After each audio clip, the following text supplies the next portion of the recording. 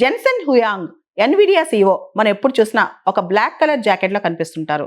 ఆ jacket recent గా ఒక సోతబీస్ అనే వేలంపాట సంస్థ ఆయన ఒక ఈవెంట్ కేసుకున్న జాకెట్ ని వేలం పాడింది. దాదాపు 8.2 crores వేలంపాట్లో ఆయన జాకెట్ కు రేట్ పలికింది. మనం చూస్తే గనక ఎప్పుడు ఒకేలా కనిపించడానికి, ఎవరు కన్ఫ్యూజ్ కాకుండా ఉండడానికి ఆయన ఎప్పుడు ఒకటే జాకెట్ వేసుకుంటారని చాలా మంది చెప్తా ఉంటారనమాట. అయితే ఇటువంటి వేలంపాట్లు అంటే సెలబ్రిటీస్ చెందిన వస్తువులు వేలంపాట పెట్టడం ఇదే తొలిసారి కాదు.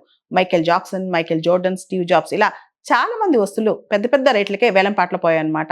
సోదబైస్ లాంటి సంస్థలు చాలానే ఉన్నాయి యూరోప్ లో, అమెరికాలో. అయితే మనం చూస్తే గనక చాలా చిన్న స్థాయి నుంచి చాలా పెద్ద స్థాయికి వచ్చారు ఎన్విడియా CEO జెన్సన్ హ్యూయాంగ్. ఆయన కథ మనం ఒకసారి తెలుసుకుని తీరాల్సిందే. ఎన్విడియా కంపెనీ దాని CEO జెన్సన్ హ్యూయాంగ్.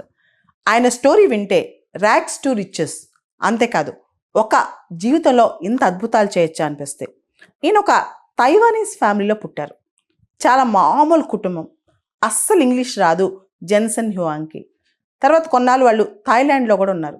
ఒకసారి జెన్సన్ హ్యూయాంగ్ వాళ్ళ నాన్న ఏదో పని మీద అమెరికా వెళ్ళారంట. మా పిల్లలు ఇక్కడ చదువుకుంటే బాగుండని చెప్పి ఆయనకు ఒక ఆలోచన వచ్చిందంట.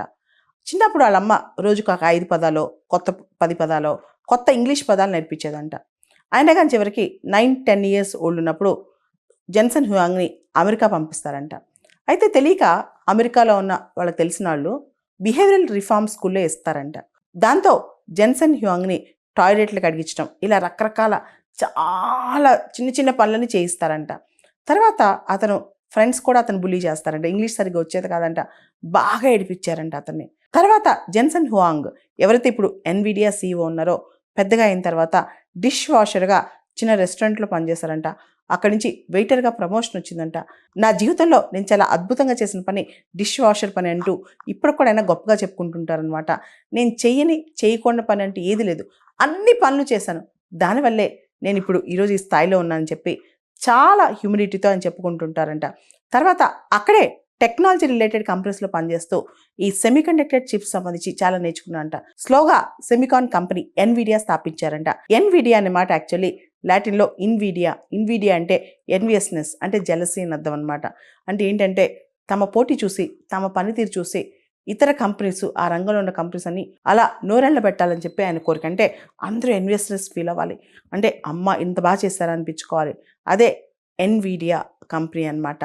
అదే ఇక్కడ ఎన్విడియాలో ఎన్వి ఉంది కదా, ఎన్వి అంటే next version, most advanced version అని కూడా అర్థం అనమాట. అంటే మేము దూసుకెళ్ళిపోతుంటాం, ముందుకు వెళ్ళిపోతుంటాం అని కూడా అర్థం అనమాట. Last year Nvidia company $5 trillion market cap hit చేస్తుంది. AI భూమి వచ్చిన తర్వాత, ఆర్టిఫిషియల్ ఇంటెలిజెన్స్ భూమి వచ్చిన తర్వాత ఎన్విడియాకి ఎదురు లేకుండా అయింది. Last year Nvidia company GPUs supply చేయడంలో, మోస్ట్ అడ్వాన్స్డ్ GPU సప్లై చేయడంలో 92% మార్కెట్ షేర్ ప్రపంచంలో వాళ్ళదే అంట. ఒక ఇంటర్వ్యూలో జెన్సన్ హ్యూయాంగ్ ఎన్విడియా ఫౌండర్ ఒక మాట చెప్పుకొచ్చారు. ఎన్విడియా పెట్టిన కొత్తలో ఎన్విడియా దగ్గర అస్సలు డబ్బులు లేవంట.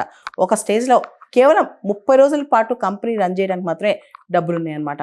ఇప్పుడు ప్రపంచంలోనే అతిపెద్ద సెమికాన్ కంపెనీ ఎన్విడియా అయింది. ఎప్పుడైతే రివా 128 అనే చిప్పును తీసుకొచ్చిందో అప్పుడే ఎన్విడియా దిశ మారిపోయింది.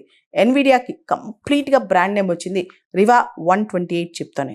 ఆ తర్వాత ఎన్విడియా ఎక్కడా తిరిగి చూడలేదు. G-Force లైన్ అని చెప్పి మరొక చిప్ తయారు చేస్తుంది. దాంతో ఎన్విడియా దూసుకెళ్ళిపోయింది మార్కెట్లో. ఆర్టిఫిషియల్ ఇంటెలిజెన్స్ టెక్నాలజీకి GPUs కావాలి, graphics processing units. Normal CPUs ఆ పని చేయలేవు, అంత కాంప్లెక్స్ టాస్క్ CPUs చేయలేవు అనమాట. జెన్సన్ హ్యూయాంగ్ ఇక్కడ ఒక మాట చెప్తారు. CPUని GPUని పక్కన పెడితే CPU ఒక జనరలిస్ట్ లాంటిది, అదే GPU ఒక స్పెషలిస్ట్ లాంటిది అని. ఆ తర్వాత ఎన్విడియా కంపెనీ ఇంకా మోస్ట్ పవర్ఫుల్ చిప్స్ తయారు చేస్తుంది. మనం చూస్తే OpenAI ఏదైతే చాట్ GPTని తయారు చేసిందో అది AIలో, జనరేటివ్ AIలో ప్రపంచాన్ని ఆల్మోస్ట్ నిర్దేశిస్తుంది. ఈ OpenAI ఏదైతే సూపర్ కంప్యూటర్ వాడుతుందో అది ఎన్విడియా కంపెనీ తయారు చేసిన 10,000 GPUsతో రన్ అవుతుంది. అంటే ఇప్పుడు ఎవరైనా సరే జనరేటివ్ AI కానీ, మోస్ట్ అడ్వాన్స్డ్ AI కంటెంట్ కానీ ఎన్విడియా వాళ్ళ GPUs, వాళ్ళ చిప్స్ మాత్రమే వాడాల్సిన పరిస్థితి. ఎన్విడియా కంపెనీ యొక్క ప్రాముఖ్యత మనం ఇక్కడ తెలుసుకోవచ్చు, ప్రపంచంలో విప్లవాత్మకమైన మార్పులు రావడానికి. ఎన్విడియా CEO జెన్సన్ హ్యూయాంగ్ ప్రపంచంలో ఒకప్పుడు టాయిలెట్స్ క్లీన్ చేశారు, డిష్ వాషర్గా అందరు డిష్లు కడిగారు, తర్వాత వెయిటర్గా పనిచేశారు. 1-2 ఆయన చేయని చిన్న చిన్న ఉద్యోగాలంటూ ఏం లేవు. ఇప్పుడు ఆయన ప్రపంచంలోనే 7th richest person. అందుకే ఎవరిని మనం తక్కువ అంచనా వేయకూడదు, ఎవరి యొక్క శక్తియుక్తుల్ని మనం తక్కువ అంచనా వేయకూడదు. ఇది ఒక ర్యాగ్స్ టు రిచెస్ స్టోరీ. ఇది అందరికీ కూడా ఒక రోల్ మోడల్ స్టోరీ అని చెప్పొచ్చు.